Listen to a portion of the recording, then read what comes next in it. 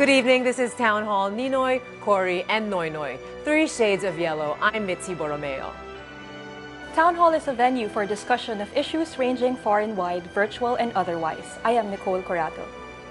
Tonight, as we commemorate Ninoy Aquino's 31st death anniversary and former President Cory's 5th death anniversary, we look back at the Aquino legacy, the so-called yellow magic. As we traverse that path, we will also look at the present, the son's legacy in the making, including the current political issues that hound President Noynoy Aquino. Our guests for tonight, Attorney Rene Sagisag Sr. He is a former senator and former spokesman of candidate and President-elect Cory Aquino. Attorney Christian Monsod, he was a member of the 1986 Constitutional Commission, which drafted the 1987 Constitution. He is also former chairperson of the Commission on Elections. We also have with us tonight Ms. Leah Navarro, co-convener of the Black and White Movement. And we have activist Ms. May Paner, also known as Wanna Change.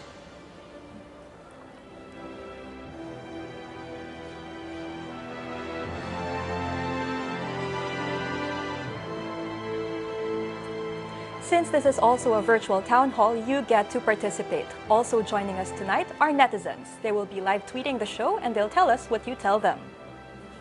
Victor Villanueva, he is at Bicoy on Twitter. He is currently the chairperson of UST's Law Student Government. Jay Salazar, a blogger, he is at Random Salt on Twitter. And attorney Ana Tan Santos, also known as Mrs. Lawyer on Twitter. Our netizens and our social media correspondent Menchu Macapagal will be reading your tweets, posts, and comments on air. You can tweet us at @SolarNews. Please use the hashtag TownHall3Yellow. We invite you to post photos of the items that remind you of the Aquino legacy or answer the question in one word, what is the Aquino legacy to you? Now let's start off the discussion. We'd like to get your take on what the Aquino legacy is to you. Let's start with you, Leah. For me, it's democratic change. That's right. Every time an Aquino took the spotlight, something happened, something changed, something electric happened. So for me, the assassination of Ninoy, the presidency of Tita Cory, and now the administration of President Noynoy Aquino, things are changing. That's how I feel about that. Okay. Mr. Monsod, your thoughts? Well, Ninoy Aquino, I think, brought out the hero in many Filipinos. He was a politician, a brilliant one at that. He made the transformation to a statesman, to a martyr for his country. And it was Ninoy who enabled us or inspired us to change the dictatorship through peaceful means. That's how I remember him. Okay. Senator Sagisag. Well, by his sacrifice 31 years ago, naging simula ng talagang nagtatanong tayo what we could do for the country instead of what the country could do for us. Yes. So for 3 to 4 years, brief shining moment in our history. Right. May? Ako actually, nung 1983, nung namatay si Ninoy, actually, doon ako natutong magmahal sa bayan eh. So parang magmula nung kay Ninoy, na bagong-bago ako nun sa PETA, sa theater. So I think yung word sa akin na nagawa ng mga Aquinos at each time, na-empower ako. So I think that's the one word that would at least describe yung aking engagement sa mga Aquino. Right, sense of empowerment, no? But maybe we can ask also, since all of you, we come from different generations here, if I may ask, Senator, right? Of course, many different ages and ways of knowing the Aquinos. Mr. Monsod, maybe a memory you might have, particularly a good memory. I'm the oldest in the group. Just a quick memory, all of you, quick memory you may have, whether it was shared with you or your own, of Ninoy. Oh, Ninoy I didn't know very well because I knew him because he was a fraternity brother from the University of the Philippines. And ironically, many of the times that I was with him, Marcos was also there. because they were always kidding each other, about how one was trying to upmanship the other and so on. Right. And that's how I got to know him. But I was not close to him. And so when he was coming home, Ponciano Matay, who was another brother of us and a high official in the Marcos government, called me and we had dinner and he said, "Can you join us in welcoming Ninoy? He's coming home this Sunday." I think it was a Friday night. And I told him I can't because Winnie and I were lead couple in a parish renewal program up to the Mass of Sunday. And then we heard that he had been killed at about 3 o'clock in the afternoon. So that was what we were doing on the day that Ninoy came back. Senator Sagisag, one of yours. Well, tatandaan ko nung August 7, 1983, may malaking meeting kami kina Esto at Maur Lichauco. And all of us thought na that was the right thing to do, umuwi. Only two objected. Dr. Guy Fokker ng RAND Corporation, analysis niya may mangyayari. And then si Tita o Doña Aurora also said, they will kill my son on arrival.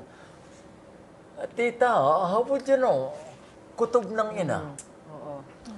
And pagdating nga doon, talagang sabi na, hindi naman ganun kagago administrasyon na doon titipokin sa airport. And yet, mali kami lahat. And yet, that sparked the conflagration na talagang sa Makati halimbawa, walang tigil ang marcha ng marcha. Kaya yun nga, led to a bright, shining moment that lasted for 4 years. Pero mula ng local elections ng 1998, mukhang downhill na naman. Hanggang ngayon yata. Ibang panahon talaga yun, no? Leah, ikaw naman, something, maybe you were very young then also. But... Well, no, not that young. I was, when they actually when we actually heard that Ninoy had been killed, I was actually not far away. I was in Villamor Golf Course. I was playing golf. So I heard about it through the caddies that were, running around, and I was pretty shocked. Like Rene, I didn't think that they would be so brazen, that anyone would be so brazen to do that. But when I was much younger, I would get to see Ninoy on television.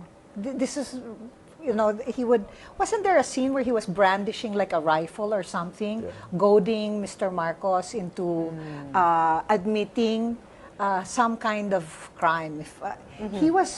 He riveted you on TV because he had this quality about him. Charisma. Yeah, very strong charisma, and he was a great speaker. Yeah.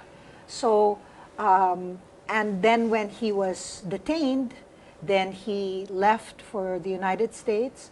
People still thought and asked about him, and he was always still constantly in the news. Yeah.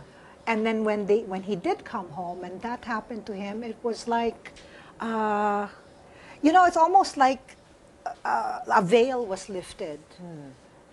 People were already by then apathetic, right? And his death, removed all of that apathy and made people think and take action and lit up, as Rene said, a fire inside of all of us. Yeah. May, ikaw naman. Well, actually, parang ang feeling ko nun, para kung binuhusan ng yelong malamig. May wala namang yelong mainit, di ba? Pero talagang grabe yung gulat ko. Nagising. Naalala ko nga nun, parang parang ito talagang si Ninoy, nung nalaman kong pinatay siya. Ang galing-galing niya magsalita, di ba? Tsaka yung parang, nung panahon ni Marcos, parang lahat takot. Pero talagang si Ninoy, talagang nagsasalita siya. Tinitira niya talaga si Marcos. So, talagang tapos talaga sa kanya, lagong to fita. Kasi fighter. Talagang yun ang naaalala ko sa kanya, fighter talaga siya. And for that, talagang sobra akong bilib sa pagka-vocal niya sa mga ginagawa ni Marcos ng panahon na yun. Right. Okay. Well, these are very interesting stories. But now let's have a conversation with our netizens. Can you share with us what to you is the Aquino legacy? Let's start with Victor Villanueva. Bicoy? For me, I think the Aquino legacy is, well, for someone who hasn't experienced those years when Ninoy was alive and Cory Aquino was president. Well, I was born, but I didn't have a good memory of what was going on the past years. And these past years, now that Noynoy Aquino is president, I think the legacy is the reinforcement of family-driven politics in the country, where we try to hold on or to grasp onto families for ideals that we want to aspire for as a country. Yes, thank you, Victor. Probably that's one of the questions we can get back to later. A lot of us, I was 4 months old when the assassination happened, so maybe it's something we can have a conversation about that, on how people like me and Victor can actually have a good memory and have a good understanding of what happened at that time. Let's now go to Jay Salazar, or @RandomSalt on Twitter. Jay? Well, just like Victor and just like you, Nicole, I was not exactly aware of things that were going on. I was 2 months old, I think, when Ninoy Aquino was killed. Yeah, and so I think that the Aquinos have been able to set a certain standard or a certain ideal for people to try and live up to, even if they themselves were necessarily flawed human beings. They nevertheless strove for the best as much as they could, and I believe that their legacy is part of that, being able to work towards the best that can be done for the country. Thank you, Jay. And finally, let's talk to Ana Santos, or Mrs. Sun Lawyer on Twitter. Ana? Hi, I was already in third year high school when Ninoy Aquino was killed, and when I was in college, I was marching to Mendiola, so I knew the before and the after, and Ninoy lit a spark. As to where that spark will lead, sometimes I feel like what we have now is a return to the status quo pre-1972, and we have right now the same families that were in power in 1972, and I think the legacy that the Aquino administration and the Aquino name has would be to see how much awareness can be brought about with their efforts for transparency, but it's still unfinished business as far as I'm concerned. Thank you, Anna, and to our netizens. Please stay with us. Town Hall, Ninoy, Cory, and Noynoy, 3 Shades of Yellow. We'll be right back.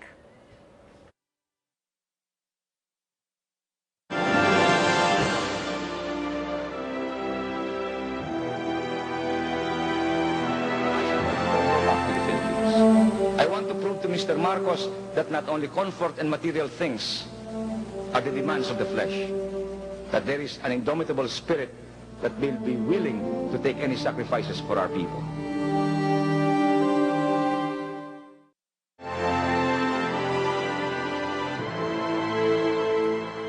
Welcome back to Town Hall. Ninoy, Cory, and Noynoy, 3 Shades of Yellow. I'm Mitzi Borromeo, and with me is Nicole Corato. Town Hall comes to you live tonight as we tackle issues ranging far and wide, virtual and otherwise. Now, let's continue with our recollections on Ninoy. Senator Sagisag, you met Ninoy in 1982, is that over dinner in Boston? Is that right? Nung una ko siyang makita ng malapit, 1964, commencement speaker siya. Okay. Di, ang galing. It was in this institution. Pero maya-maya, merong gumraduate, sinamahan ng tita, si Amalia Fuentes. Kaya nalimutan namin si Ninoy. And it was only in 1982 when I met him, sari-sari, Harvard, Business Government, MIT, at sa Newton home niya. Siguro mga 8 oras kami magkasama o 10. Manggaling magkwento. Kaya siguro 9 hours, 45 minutes, kay kwento siya. Akin, 15. Pinapaalala ko lang, I was at part of the furniture. At doon sa background, merong isang plain housewife na nagbibigay sa amin ng kape. Cory. Si Cory. Ang prediction ni Chino Roses, an Aquino will succeed Marcos. Wrong sex. Wrong Aquino. He did predict the right one. Yeah, so Yung ano nga, at como yung una ko mamit naman si Cory, kasi nung 1978 laban campaign, yung mga sinusulat namin, nire-review ni Ninoy sa Bonifacio. Pero ang sumikat noon, yung Chris Aquino, 7 years old, child star na siya. nagkakampanya. Ang sabi nga nila, female Ninoy Dahil itong mga passive na mga mahiyain, itong Chris talagang ang dating Ninoy na Ninoy. Punta nga daw sa kanya. Now, Mr. Monsod, you were quite close also to Ninoy. I wasn't close to Ninoy. Or what were your recollections or other recollections of Ninoy? How did you first come to know let him? me, because you were asking, ano ba nangyayari? Alam ba ng mga kabataan natin kung ano yung nangyayari ng panahon na yun? Sa akin kulang. Hindi ko alam kung ano tinuturo nila sa eskwelahan about Ninoy, about EDSA, and so anong legacy.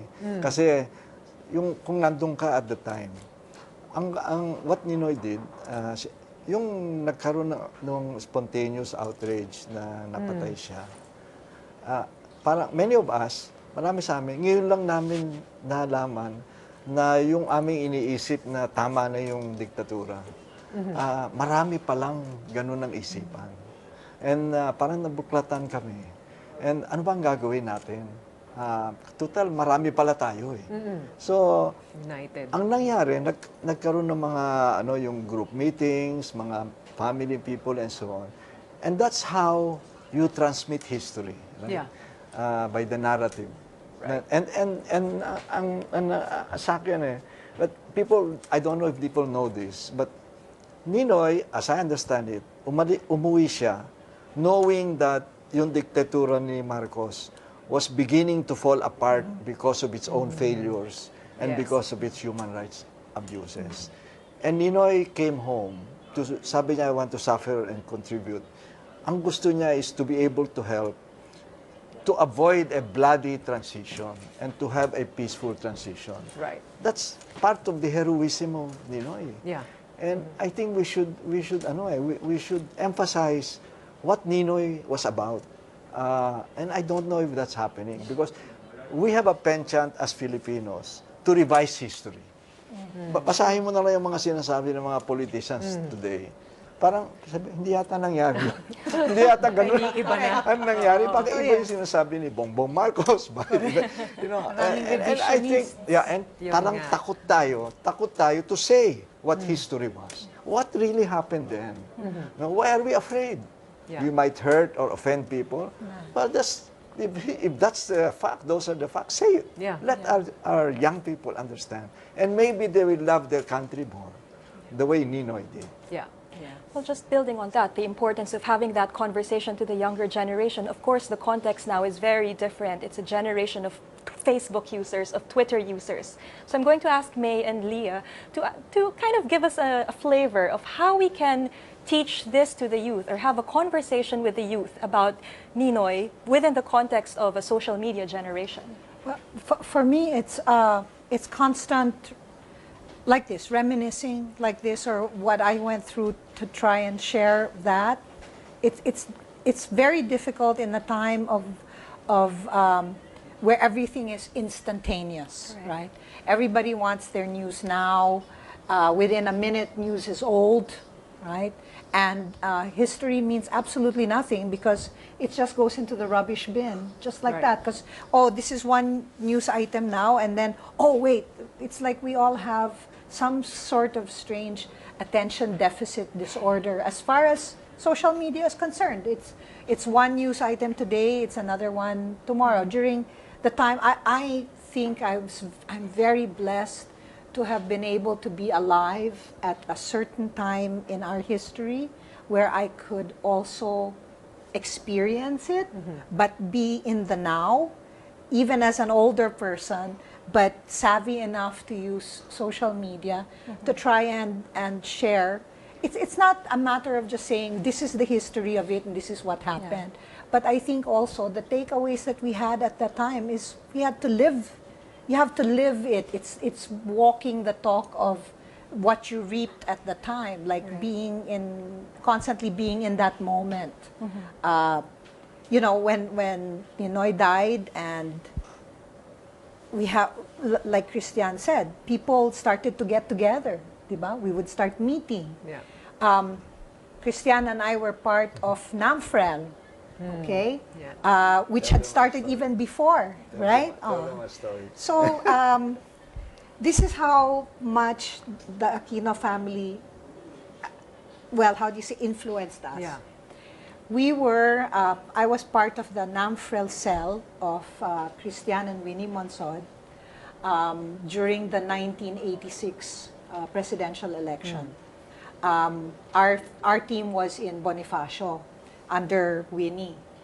Under their leadership, we were the only team from Makati that did not run away when we were, all of us in NAMFREL were threatened by goons, no? Yeah. And I think we got that strength because of the influence of people like Ninoy and how they inspired us. Yes. Okay, so one afternoon after Tita Cory called for civil disobedience, we're in their house, and Christian was in RFM with Joe Concepcion of NAMFREL.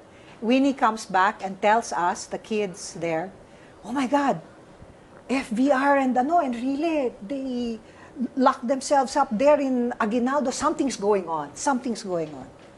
So she sent me and another friend, because that's how our cell worked, to go pick up Christian and Joe Con from RFM, which is on off of EDSA, on Pioneer. And we picked them up and we brought them, both of them, to Villa San Miguel. That was at 6 o'clock in the evening. And Christian and Joe Con went inside to talk to Cardinal Sin. And as we were being eaten by mosquitoes outside, Christian will pick up the story. No, well, so we went in, he was taking a nap, so, and then he came out, Cardinal Sin, and told us what was happening. Right? And he says, you know, what do you think we should do? We should say, he said, well, this is an opportunity for us. Oportunidad na ito. No? So, dinidiscuss yun, and then meron siya mga tinawagang ibang bishops, and then finally he decided, I'm going on the air. No? So, and so he told me, why don't you write a message that I was going to read? Yeah. That I said, sure. And Father Sok was there, Archbishop. So I started to write a note, and according to his instructions, na ito nangyari, these are the facts leading up to that. And I remember writing at the end of it, urging the people to go out to EDSA. Yeah. And I put, and show your power as a people. I think you will hear that, Julia. Can I interrupt and say, it's because his wife, Winnie, was so noisy on our radios. We had two-way radios, and she kept saying, will you tell my husband to hurry up, because I don't know what, we're already ready to go. We want to go to Aguinaldo. Tell him to tell the Cardinal to go. Yeah. No, anyway, so they started EDSA. Cardinal started calling Bishop Buhayin in Veritas, said, I want to go on the air at 8 o'clock.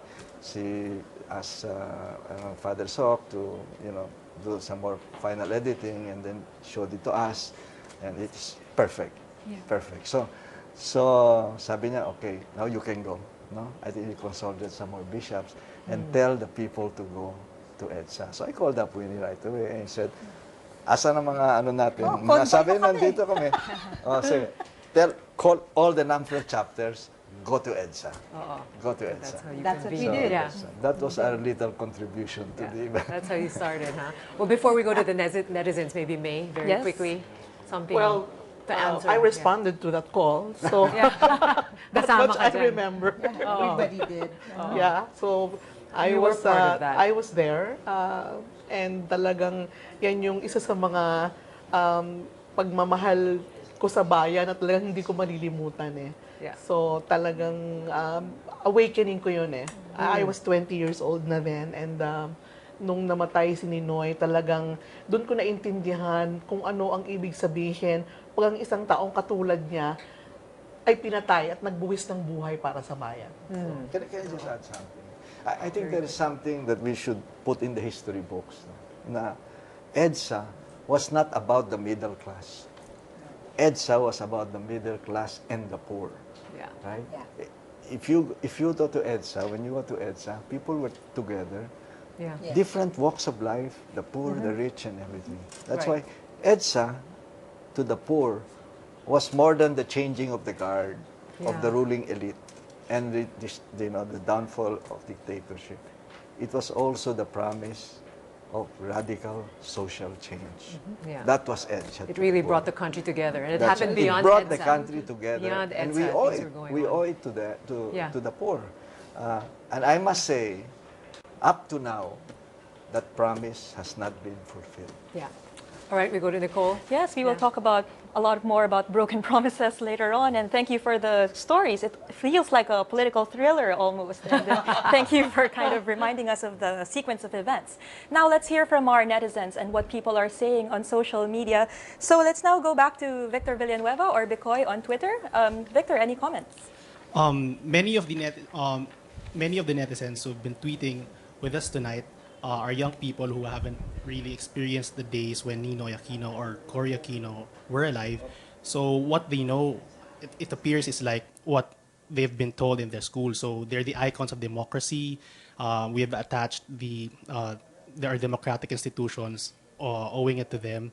And on a side note, since we are now on our teenage years and above, there seems to be a disconnect as to how we remember Ninoy and Cory as icons of democracy, as to how we experienced the third Aquino, Noynoy Aquino, these past years. So there seems to be a disconnect from these parents whom we don't really know, or whose leaderships we haven't experienced, and how their son has been running the country for the past years.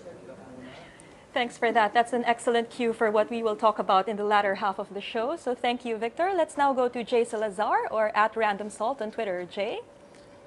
Well, maybe I'd like to start with something that Francis Acero or Kiko Acero on Twitter said. He said that to understand the Aquinos, start with the first Benigno Aquino, Nick Joaquin, has a seminal work. So this is with reference to the Aquinos of Tarlac. Nick Joaquin, our national artist for literature, was also an eminent biographer. Unfortunately, I think this book is out of print, but I believe that this would be a great start to understanding Ninoy Aquino and his family. Thank you, Jay. And let's now hear from Anna Santos or Mrs. Unlawyer on Twitter. Anna. Hi, I'd like to quote a tweet from Philippine Beat. She says, like Juana Change, Ninoy's legacy to me is empowerment. He showed courage as a minority of one to go versus the establishment, which I think is what he symbolizes for all of us. A lot of very interesting comments coming in. We're having a very interesting discussion. Thank you, netizens. Town Hall, Ninoy, Cory, and Noynoy. 3 Shades of Yellow. We'll be right back. Please stay with us.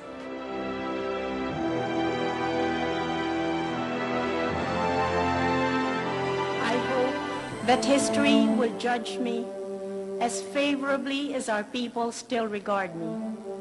Because, as God is my witness, I honestly did the best I could. No more can be asked of any man.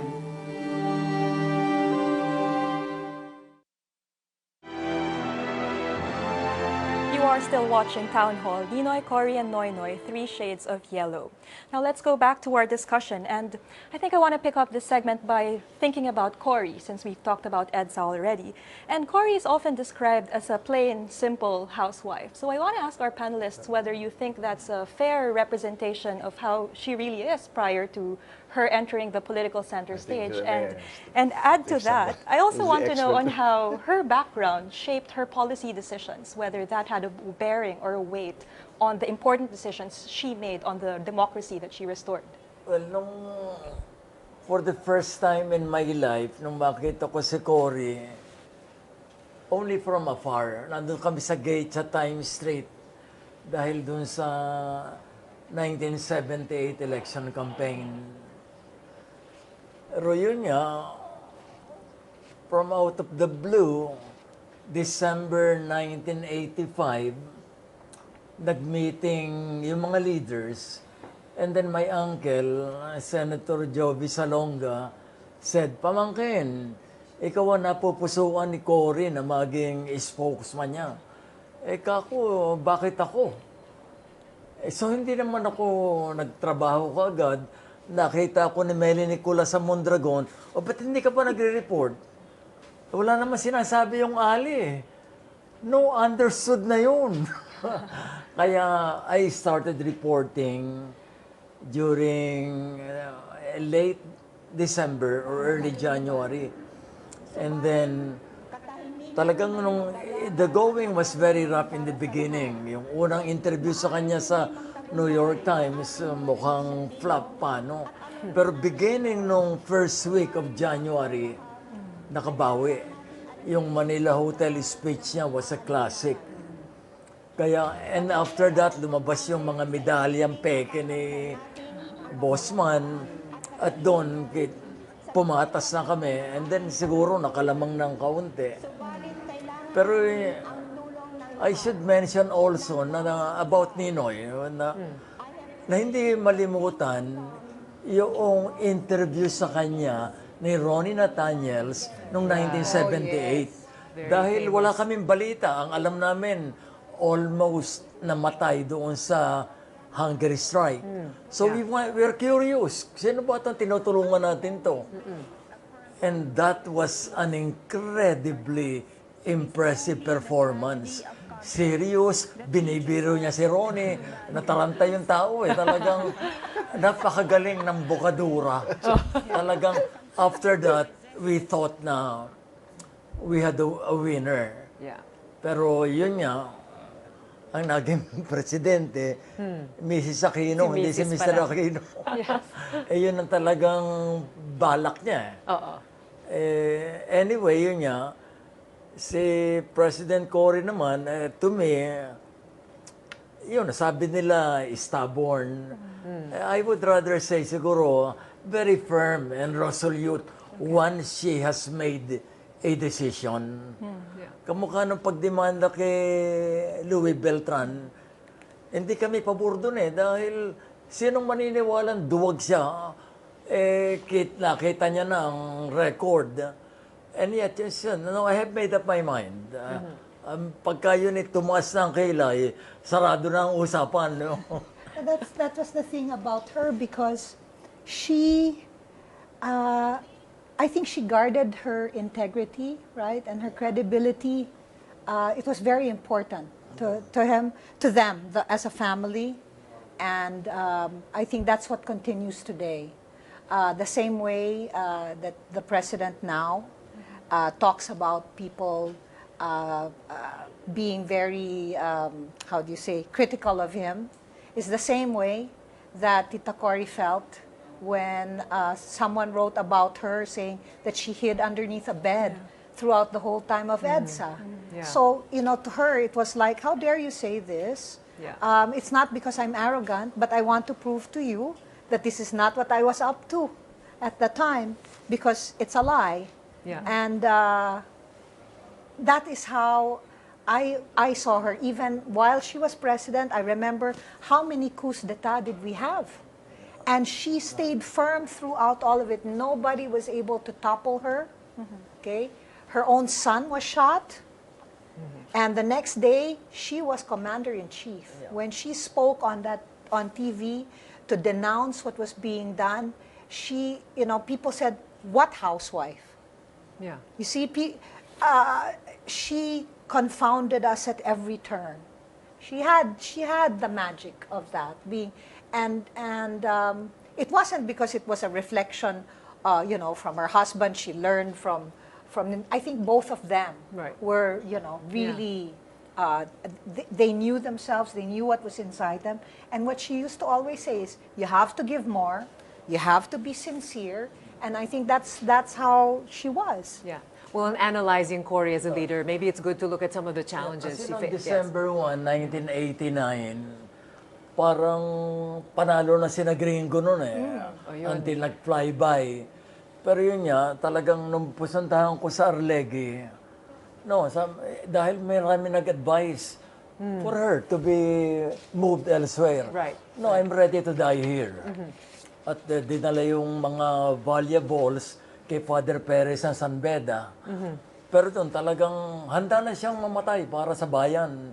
Eh, walang yung consideration of personal safety. Wala sa kanya yun eh. Eh, talagang sabi nila Bolts, baka kailangan lumipat na. So that was one tough Cory. Yeah, yeah. Because that's what I was going to ask. Since you brought up Bringo Honasan, imagine her administration faced 6 coup attempts, Yes. no?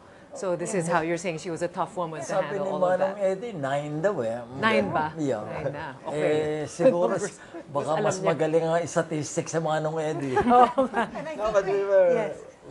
we were the ones who investigated the 2 attempts, not the, Yeah. the Davide Yeah, how was that? Commission. No?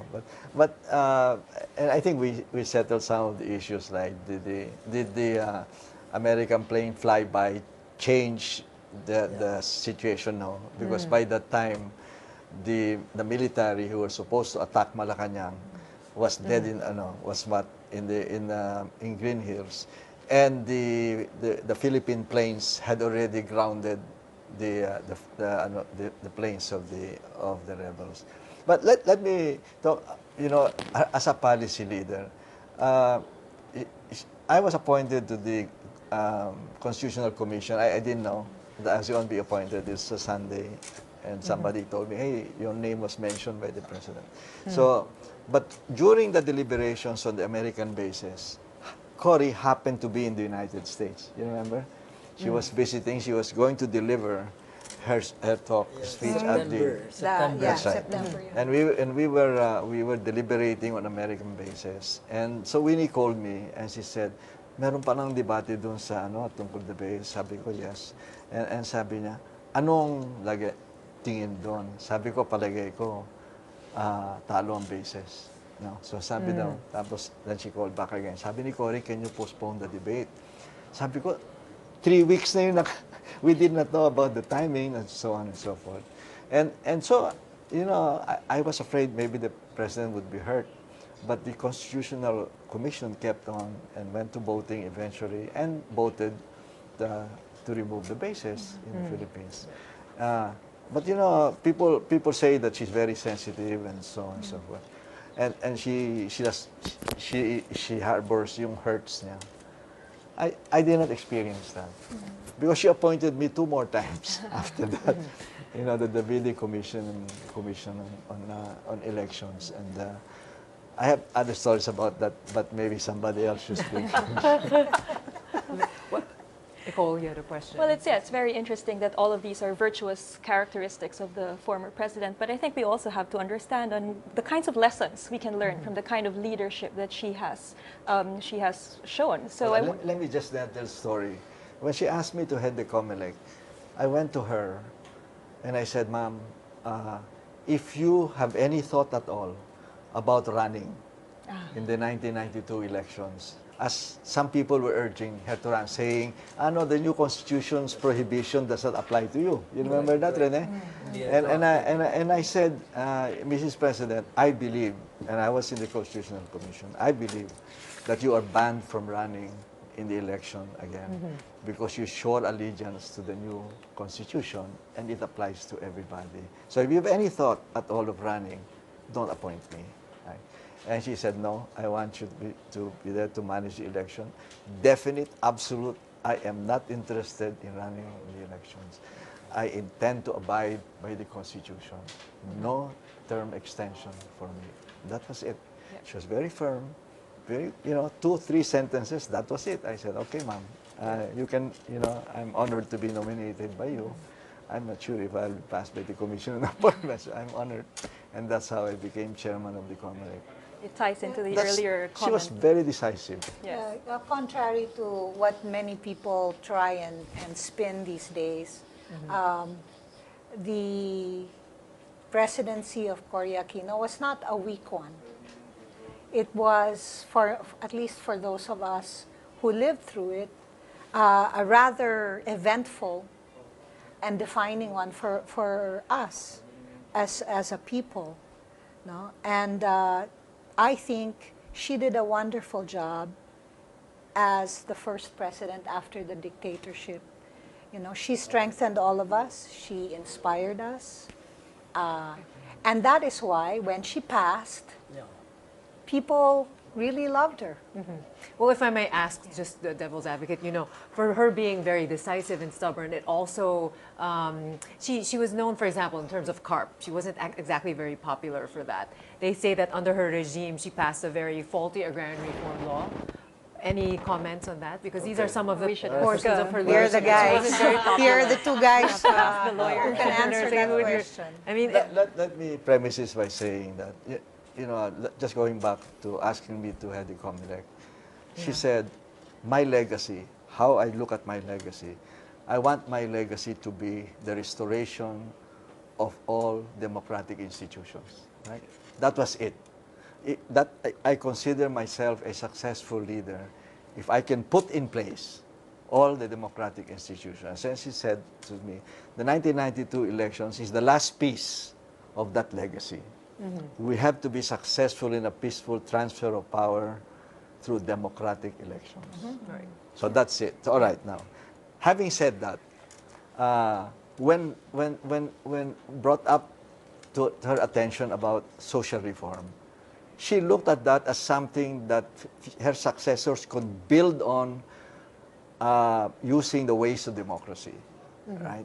In other words, you cannot confiscate land and all that. Now, you know, the criticism of her is that, especially on the question of distributing shares of stock rather than land in the case of Hacienda Luisita, the provision in the agrarian reform law came from an executive order of Cory, and it was transposed into the agrarian reform law. I don't think Cory was fully aware that that was not agrarian reform. Agrarian reform means that the individual farmers get a title to the property, not shares of stock. No. And, well, of course, it went eventually to the Supreme Court. I was one of the lawyers who represented the farmers, 1/4 of the farmers. And we won that case with a 14-0 decision during the administration of Noynoy Aquino. And the president accepted it. He accepted it. In fact, they did not file a motion for reconsideration on the 14-0 decision. And so the farmers are going to get eventually their land, not yet all of it. But that's the agrarian reform issue. Yes. All right, well, we'll get back to the discussions right now. We'll go to Menchu Macapagal, who will give us an update on what's going on in social media. Menchu? Thank you very much, Mitzi. And earlier, Attorney Bonson was saying, ano bang alam ng ating mga kabataan ngayon about the Aquino legacy? Well, we are about to find out. We are going to start off with some comments that were posted on our Facebook page. Let's begin with something from Jesse Emmanuel Buensuceso. So we asked you to give us one word that you thought best described the Aquino legacy. So this is more of an outpouring right here. Just one word would be democracy before I was born. Sad to say, this has been abused. All right, so that is his opinion right there. Let's now go to this one from Ricky Rices or Rices. He says, democracy, public service, and honesty. So those are the three words that best encapsulate the Aquino legacy for him at this moment. And now we move on to some tweets that you guys sent. You can also tweet us. It's at Solar TV News. As I bring it up onto the screen, we have Krigajo says the one word, credibility. A lot of impact right there with that word. And Wander Chai, 3 letters, DAP.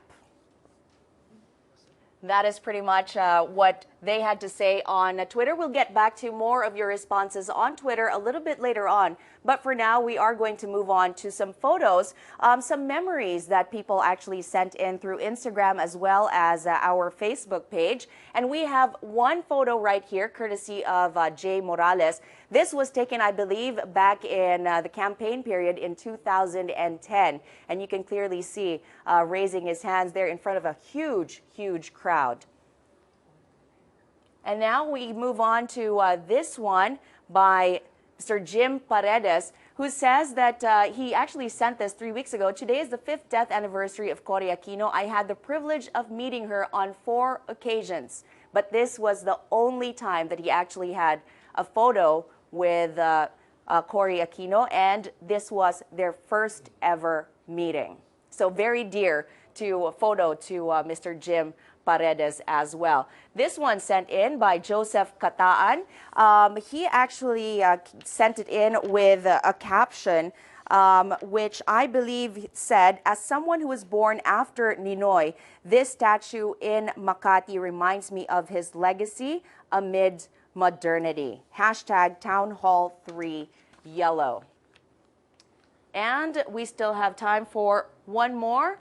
This one sent in by Ronil Anero Amores, of course, showing a photo of himself with President Benigno Aquino III. There you go. So those are some of the photos that people have sent in. We still have quite a few to go through, and we're going to bring that to you a little bit later on. But for now, let's continue the discussion.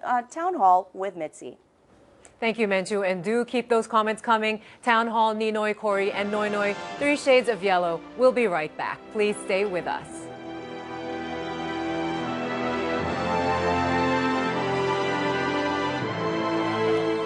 Ang aking buhay para siguraduhin na ang ating demokrasya ay kapaki-pakinabang sa bawat isa. Kayo ang boss ko.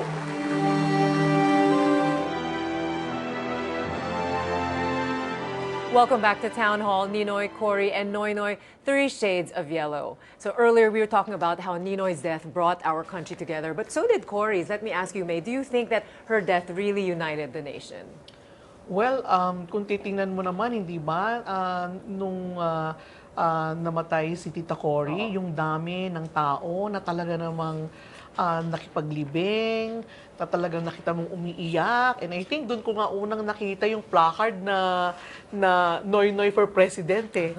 Parang naalala ko yun, parang watching TV na ano. So I guess siguro dahil sa nanggaling kay Ninoy na nagsakripisyo para sa na namatay, na lumalaban kay Marcos, and then si Cory, I mean, hindi ko lang masabi na sobrang galing niyang presidente. I mean, naalala ko noon, mga coup, tsaka maraming brownout Yun eh. nga, diba? Yung mga challenges niya noon.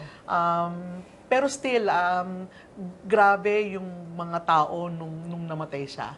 Talagang makikita mo yung pagmamahal sa kanya ng mga Pilipino. That much I'm sure of. Yeah. All right. Any other thoughts? Yeah, Leah. When Tita Cory died, it was you remember another defining moment, I think, because at the time that she died, many of our people had slipped into some kind of apathy. By then, we had gone through three more presidents, one that stayed for 9 years, and the last one, before her son, Tita Cory actually said, step down, and she didn't. Can you imagine? This lady was no longer president, but all throughout those decades, her presence was being felt. Yeah. No? Yeah. I don't know if it was because we made her our de facto lola or something like that. No, our de facto mom. Yeah. Because she had given up most of her life for us. Right. To become president, she couldn't be just a mom anymore or a housewife. She had to be our president, and she took that role full on, without shirking it. And it's one of her favorite words, no? She said, "I will not shirk anything put before me." That's what I remember that she always said, that she accepted every challenge put in front of her. And when she passed, people realized how much of herself she had really given us. Yeah. And she became our moral beacon, I guess. Yeah. And that's why the nation cried with her. And then because of her passing, the apathy was removed. People who decided to just sit around and, oh, fine, we've got this president. Okay, fine, that they're giving money away, pork, Yeah. to buy off impeachment. Oh, let them go. Let's live our lives. It's nice. It's fine now. Yeah. Well, Senator Sagi said you were very close. Or how were you feeling at that time? Or your Tungkol observations? saan niya dahil marami yung... They were talking about the death of Cory. So nung namatay, I remember at that time, where were you during the funeral? 4 to 5 hours daw yun, no? Waiting to see her remains. 2009, no? Yun nga, hindi ako makalakad, etc. But I told myself na I'd follow her talagang to the ends of the earth. Kaya hindi naman ako nag-umpisa ron. Unlike yung kay Ninoy, talagang sinaga namin yun maghapon sa Santo Domingo all the way to Parañaque. Dito naman, nag-umpisa ako dun sa malapit sa amin sa Palanan, Vito Cruz. Kami ni na Aw Juan, at kung sino-sino pa. Pero pagdating doon sa may Magallanes, hindi ko na kaya. Kaya tumingin-tingin ako, walang nakatingin, sumakay ako. Ano yun, yung sasakyan ng follower din ni Ninoy. Yung is-plus ba yun na gano'n. And then, all the way to Sukat.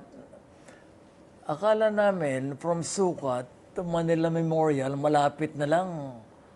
Naku, ilang kilometro pa pala yun. And doon, nakasabay ko si Noynoy. Pero nagmamadali, ako naman di makasabay. Kaya nakapasok din, gabi na rin yun nung matapos But as of then, hindi ko naiisip na yung kasabay na yun ang magiging Pangulo dahil wala sa radar screen that day, kinabukasan talagang Noynoy na Noynoy. And I have not regretted supporting him. Kaya if I'm the last one to wear a yellow shirt, ako yung kahuli-hulihan siguro. Well, such adulation of, I may ask Nicole, sociologist, dahil- when you see the way people admire politicians and the Aquino family. Impossible Dream, right. Bayan Ko, So at much saka yung tributes. Yellow Ribbon. Yun na nga Nanumbalik yung feeling nung That's right. mangyari nung panahong yon. And it was a nice feeling. Yeah. And that feeling continues. That's why I wanted to ask Nicole, do you think this is really a form of reliving the legacy, or is this fanaticism? I wouldn't call it fanaticism because I think there are many kinds of interpretations of Filipinos in terms of the Aquino legacy. I'd be very worried if there's just one standard legacy that people can identify. I think that's against the spirit of what democracy is about. So I would tend to think that the Aquino legacy is not mere fanaticism. I would be very happy to see a lot of citizens who have a healthy dose of skepticism instead of putting the family in a pedestal as if they can't do anything wrong. I would prefer to see a citizenry who supports but also has that healthy dose of skepticism to acknowledge that the family is not invincible, that there are mistakes that they've committed, but what's the most important is how those mistakes are corrected, right? Yes. But I think I want to throw it back to the panel. Can I just Oh, yes, please, go ahead. Mistakes corrected. No, that death of Cory, talagang naramdaman ng ating mga kababayan. I'll tell as I said earlier, that Ninoy brought out the hero in many Filipinos. Si Cory, people saw in her what's good in the Filipino. Kasi si Cory, even when you disagreed with her, even when you thought she was wrong, she was very sincere in her convictions. No? And she would listen. It's not as if, no, I don't want to hear if you disagree with me. And we had disagreements too with her. And all of those things, we had made peace with her, few 1 or 2 years before her death. And every time you think of her as somebody who is a very good person. Yeah. Tayo ganun mga Pilipino. So, anong tingin mo sa tao? Mabait na tao yan. Yeah. Diba? And, That was Cory. That was Cory. And you cannot help but grieve at the passing of a person like that. And you always ask, when comes another Cory? Right? And I think that the Filipinos said, well, Noynoy will be another Cory. But I guess we will talk about that in the In the last next part. segment. Yeah. Yes, let's And probably. just really quickly, no? The problem with skepticism, that why we don't have it, is because we maybe have the luxury of having lived it, having known it, no? And maybe skepticism can be erased if one's mind were to be kept open to seeing why people really do admire them. No? They're not gods, but they did do something very good for our country, I think. They gave us this freedom for us to talk like this. We can extend that discussion by talking to our netizens. So let's talk to them in one word. What is the Aquino legacy to people online? So let's go to Anna. For people online, what I've been seeing is the legacy is democracy as well as empowerment.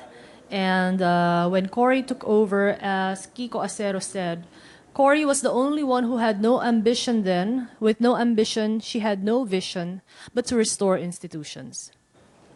Thank you, Anna. Let's now go to Jay. In terms of the words that I've been seeing, I've also seen democracy and courage, and also very interesting, fragmented, which I think points up the ideas that were mentioned a bit earlier about how the legacy of the Aquinos is actually hotly contested. People respect the Aquinos, but they're also critical about what these figures actually did for the country. Thanks for that, Jay. And finally to Victor. I've been reading the same things, democracy, but these are, many young people are actually making a distinction as to how they remember Ninoy and Cory, and how they're having a difficulty in reconciling how they were taught these ideals as represented by Ninoy and Cory with how they experience the present Aquino president during these times. All right, now let's go to Menchu Macapagal. Menchu, what else are people saying online? All right, Mitzi, thank you very much. Let's go back to Facebook right now, where a couple more people actually sent in their comments. Let's see. Eric Charles Molina says, lokohin at pahirapin ang Pilipino. That is his take on what the Aquino legacy is for him at this present time. We also have Abel Melquiades Callejo, restoration.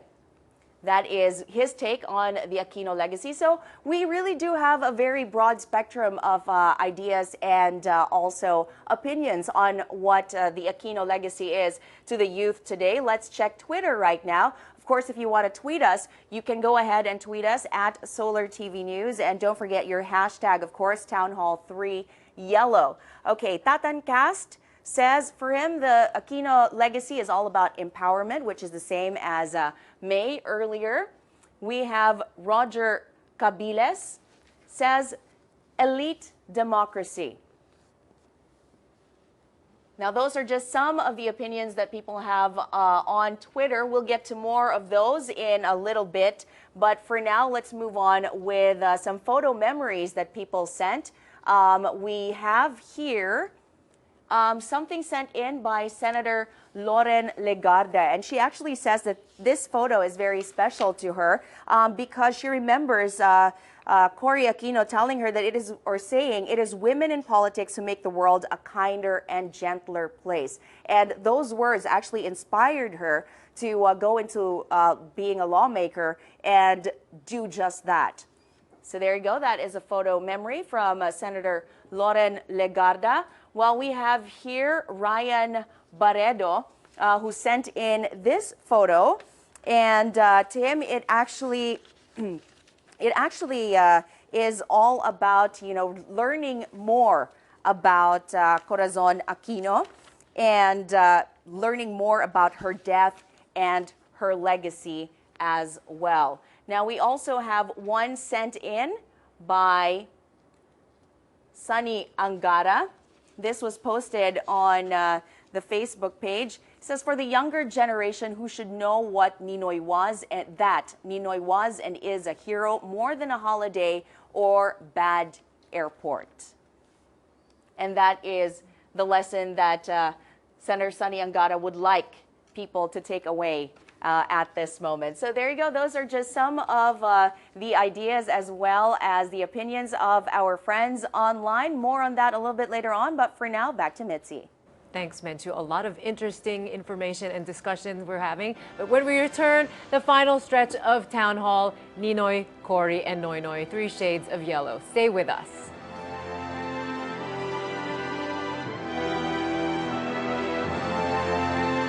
Welcome back to Town Hall, Ninoy, Cory, and Noynoy, 3 Shades of Yellow. All right, well, we were just talking about the Cory magic and how her death brought the nation together.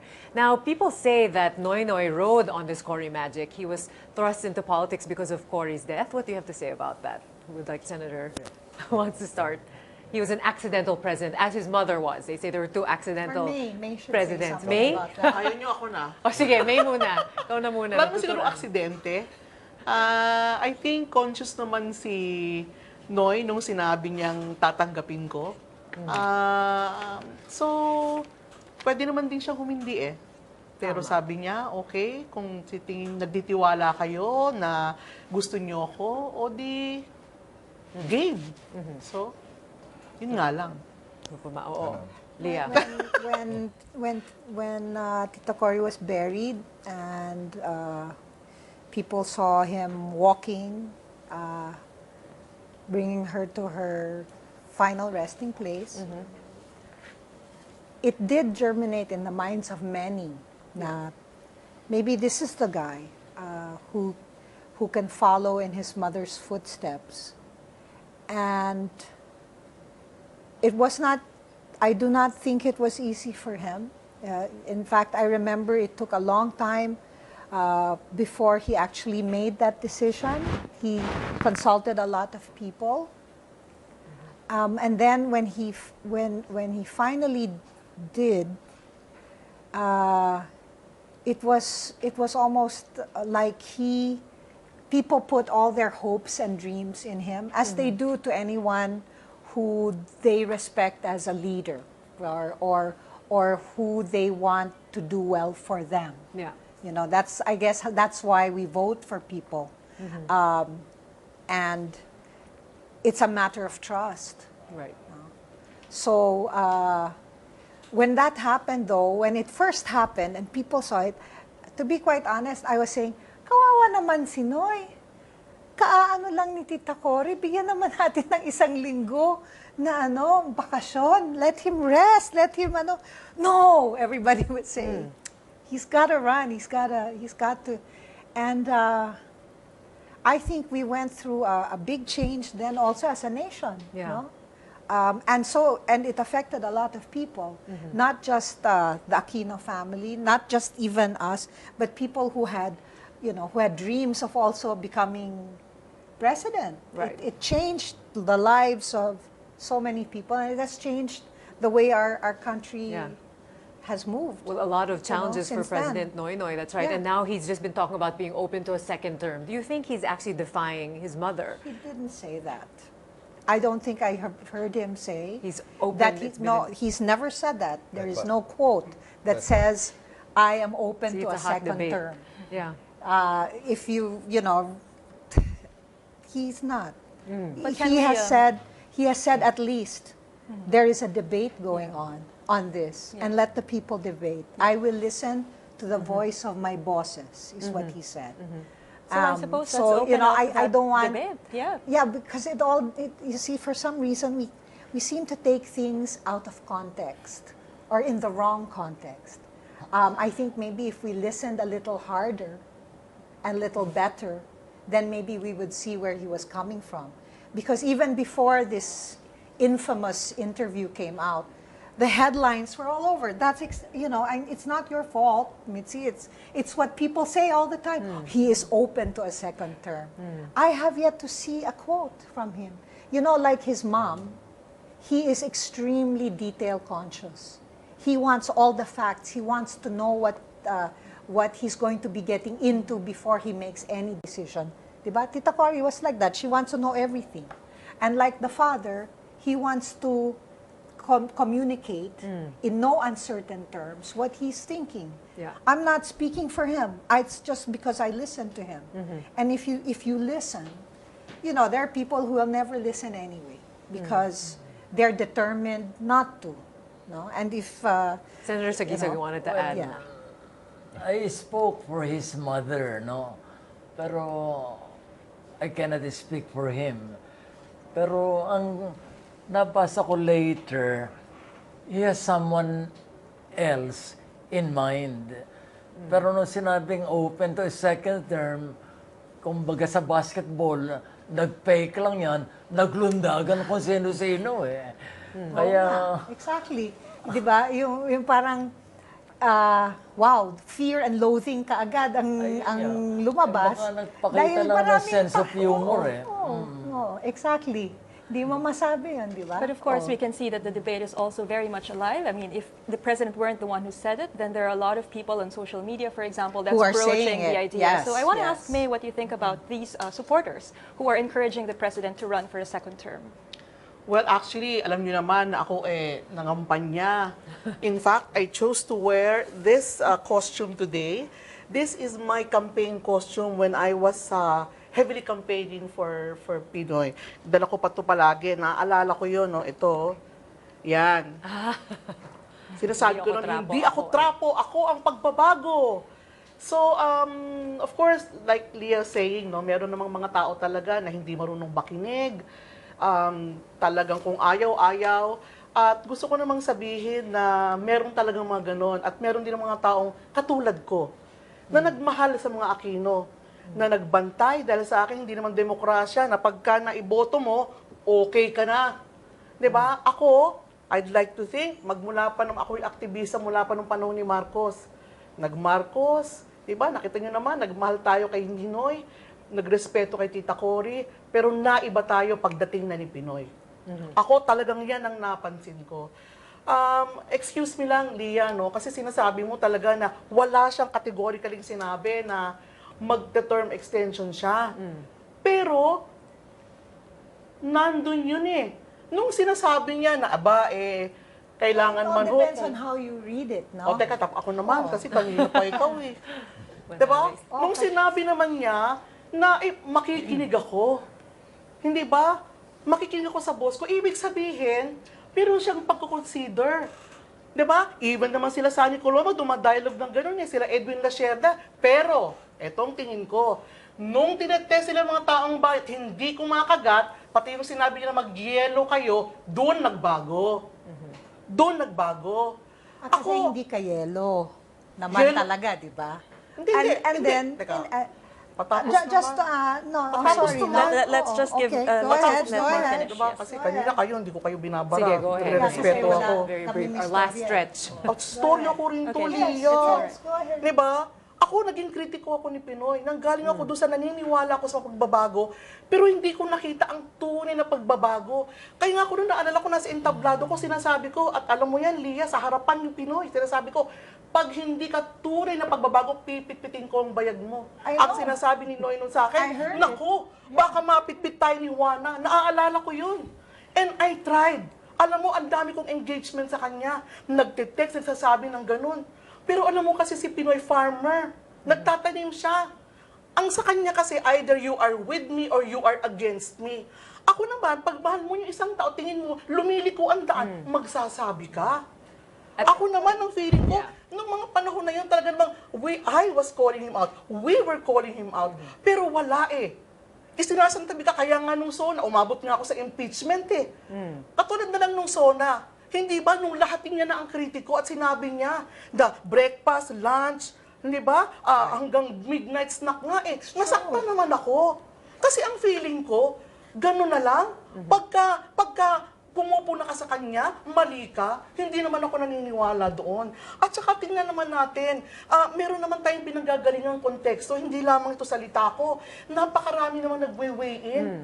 Diyan na lamang sa term extension. I mean, ang dami nagsasalita. Excuse me, May. But this is not about you and what you want him to Exactly. I think we can show. I'm sorry This to- is not about me, Leah. So before we you go on, know, go ahead. What is very sad is a night like this, which was supposed to have been an evening of reminiscence, no, and honor given to a hero, Yeah. Ninoy Aquino, to another hero, Yeah. Cory Aquino, and to the legacy of their legacy, Right. which their son is trying to strengthen right now, has to end on a note wherein, you see, you don't seem to understand that from where we sit, all of us, the view is so different from where he sits. I think so. it- What yeah. it is that we want, Yeah. or that you want him to do for you, may not So, be Lee, if I may what just it step is. up. If we look at the title, But- 3 Shades of Yellow, Yes. I think this is Yeah, it. So this is many a- people yeah. see the different Yes, administrations in yes. different ways. But what is unfair is that just because he has a different view no, from other people means that everything he does is wrong. Remember that sometimes he does things that we will not understand, which is what Tita Cory did. She did things, she made decisions people did not like, but only came to realize were right much, much later on. So I would like to be able to give this last 2 years to this president, not to tear him down, not to burn effigies of him, but to help him in this reform program, which he has begun, and which many people cannot deny. Well, Lee, if I can, For the sorry, we're last running 2 out of years time. his Actually, yeah, administration. running Yes, out of time thank you there. very much for Is that it okay chance. to weigh in on this? Yes, I have Mr. not Bonso, spoken. go ahead, because we're running out of time. We have the last few minutes. All right, I reviewed that interview with Attorney Santa Maria. And all you need to do is connect the lines. He was asked, are you now in favor, have you changed your mind about charter change? And there were 2 things that he said he was willing, he was open to. One is reducing the powers of the Supreme Court. And the context of that is a decision on the AP. Right. The second is reviewing the term limits. And in that context, I think May was right. The context, in that context, he said he will listen to the voices, yung kanyang mga boses. In what respect will he listen to their voices? When you're reopening the term, the term extension, when taking out the provision on re-election, people connected the dots. It's a logical connection of the dots. He later denied that he was interested in another term, and it is not for us to question what his motives were in trying to float those ideas, because there are all kinds of motives there are all kinds of interpretations of that. But I think it was at least premature, because in the case of the Supreme Court, the DAP is still in the process. Right. And if you take the 2 changes together, as I said, and this is not the first time I'm saying it, I think it will worsen the pork barrel situation. Because a president up for re-election, when you open that door, will take all the means in order to assure his election, and using, including his discretionary funds for that purpose. If at the same time, you're reducing the power of the Supreme Court on the checks and balances, on questioning certain things that he would be doing, that would be weakening the very fragile design of separation of powers, checks and balances, and rule of law. And I wish that that had been more clarified, that I don't know if he realized the consequences of what he was doing. But with having said this, I must say that nobody has ever said that President Noynoy has stolen a single centavo of the public's money. And I can see why he took the task of trying to address corruption. Because his mother put in the democratic institutions, his father removed the dictatorship. Social reform cannot proceed in a context of really a lot of corruption. And so he's addressing that. But I must say that all the presidents after Cory, including Noynoy, have not addressed social reform. And he must do that in the last 2 years of his administration. So let me I turn think it to that's a Nicole, perfect yeah. relationship to our final question. I mean, we've had a very vibrant debate, but I suppose the panel really has a consensus that there is a certain Aquino legacy. And I think we can close this discussion by asking our panelists very quickly to give suggestion to the president on how he can carry on the Aquino legacy, whatever that legacy means to you. Let's start with May. Ako, narinig ko nga si FBR ata, yung ini-interview siya, hindi ba? Yung nung umakyat dun sa Mount Everest ba yun? Sabi nga niya, yung pag-akyat, may choice ka dun. Pero pag nasa ibabaw ka ng Mount Everest, mandatory ang pagbaba. FBR tried to extend his term. Binuking ng tao. Kaya to me, kung term extension lang, kung effective not during the term of Noynoy, but his successor, why not? Pakinggan niya ako. Isa ako sa boss niya. Pangalawa, doon sa, I want the Supreme Court's power to be reduced to the level of the U.S. Supreme Court. In other words, kung illegal ang constitutional, fine, Marbury versus Madison. Pero yung sasabihin mong, ako unelected, kayo mga halal, Kongreso, Malacanang, kayo abusado sa diskresyon nyo. Aba, unequal yun. In other words, bring our Supreme Court to the level of the U.S. Supreme Court. Inintroduce ni Chief Justice Roberto Concepcion ang grave abuse of discretion, but only in a martial law setting. Dahil nag-utos ng Korte Suprema, i-release tong taon to, ayaw i-release. Pero hindi ibig sabihin, maglilipat ang petrochemical from Bataan to Batangas, benta ng Manila Hotel, itong national artist, walang pakialam ang Supreme Court doon kung hindi illegal. Sabihin nila, illegal, unconstitutional. Pero hindi sabihin, kayo mga bobo, mga abusado kayo. So we need to make the branches equal again. Okay. And I don't know, because, I'm sure you have a disagreement on this. The reason why the Constitution put those extra powers in the Supreme Court was that traditionally, the Supreme Court is the weakest of all the departments. And so we were looking, and Justice Concepcion was part of this argument. How do we...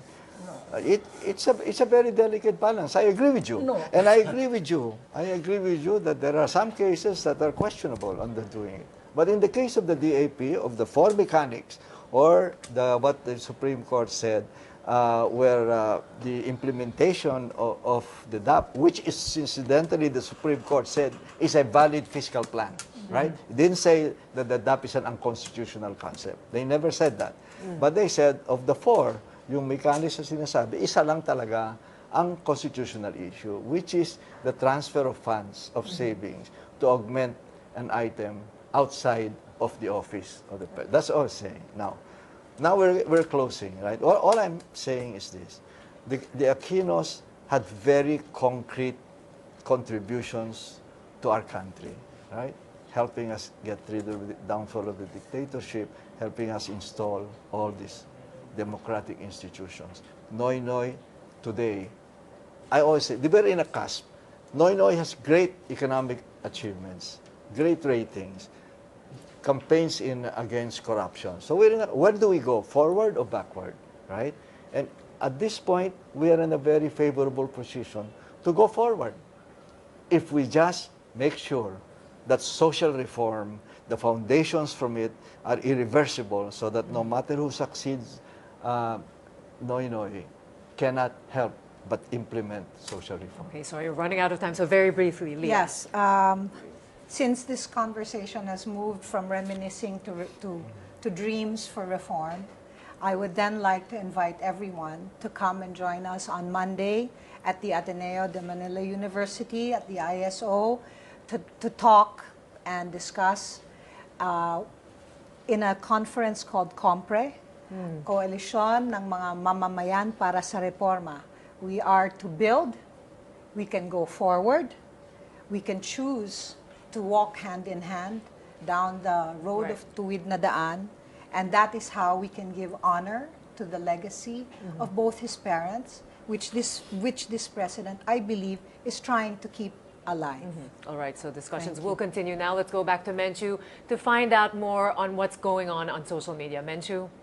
All right, thank you very much, Mitzi. We have a very colorful conversation here in the studio, and it's also the same on social media. Actually, we still have a couple more entries, if you will, about what they think the legacy of the Aquinos is. We have something from Eduardo Cham, says, hollow.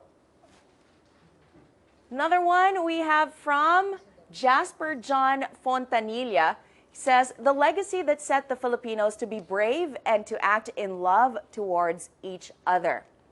So we still have a couple more actually on Facebook, but it seems like we're running out of time, so we're just going to quickly go through a couple more here on Twitter. Camille Diola says, media freedom for me is Cory's greatest legacy. As you mentioned earlier, this is allowing us, of course, to have this discussion freely here in the studio. Viva Rarosel says, courage is the Aquino legacy, while somebody says, Chris is the Aquino legacy. So I guess jumping on what you guys said earlier, that Chris Aquino is definitely larger than life, very much like her late father. And finally, let's go to some more photo memories from our netizens. We have from Marichu Villanueva, who says that this photo is a very dear photo because it was something that was taken on her birthday, and she actually signed it to Dear Marichu, all the best on your birthday and always, from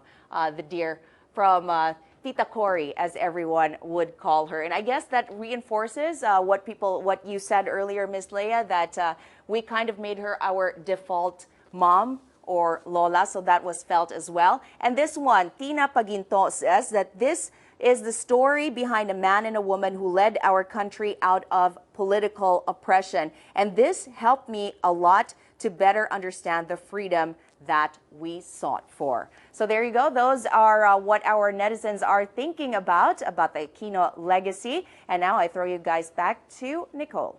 Thank you, Menchu. We are now ready for the final words of our netizens, Bicoy, Anna, and Jay. Bicoy, final words?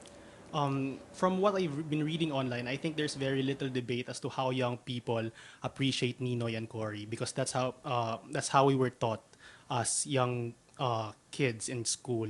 And what I think the difficulty among many young people right now is how to reconcile that good memory of the present president's parents with how they directly experience the third Aquino's presidency right now. And I'd like to mention one tweet from Atraf Santos, who mentioned when asked what is the legacy of the Aquinos, it is tarnished gold. The Aquinos were icons of hope and genuine service until their latest representative ruined such image. Thank you. Let's now go to Anna. I think this tweet encapsulates it from One Nutty Hazel. Ninoy's legacy is hope that if Filipinos love our country enough, we can be great. But I don't think that legacy extends to Pinoy. I don't see hope when I look at him. I just see a lucky guy who was at the right place at the right time, kaya naging presidente. All right, critical words from Anna, or the tweet that you read. And finally to Jay. Well, I'd also like to quote from a tweet. This is from Jester in Exile. And he has a question, really, that I think should challenge all of us here today, tonight. How is the looking back currently helping in moving the country forward and beyond? Because we certainly can't get stuck in the process of paying homage to Ninoy and Cory every year. We do this every year. What happens now in the present? How are we supposed to act on this legacy and shape the country beyond the legacy of Ninoy and Cory? Thank you to our netizens, and thank you to our guests tonight. Yeah, so what this town hall shows is that we can have disagreements, we may dissent, but this is what the beauty of democracy is, that we can talk freely today. So thanks again to our guests tonight, Attorney Rene Sagisag Sr., Attorney Christian Monsod, Ms. Leah Navarro, Ms. May Paner. And thank you to our virtual and television audience. This has been Town Hall, Ninoy, Cory, and Noynoy, 3 Shades of Yellow. I'm Mitzi Borromeo. And I'm Nicole Curado. Thanks for watching. Have a good night.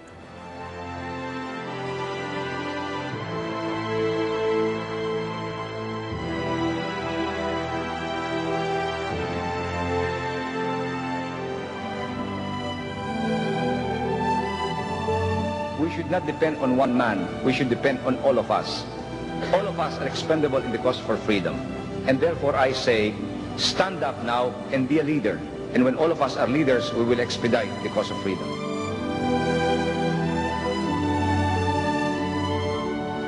Only a people already sovereign in their hearts and deeds can win and keep their independence and freedom.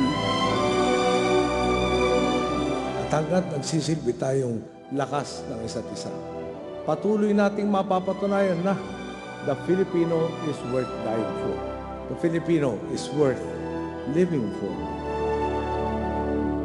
The Filipino is definitely worth fighting for.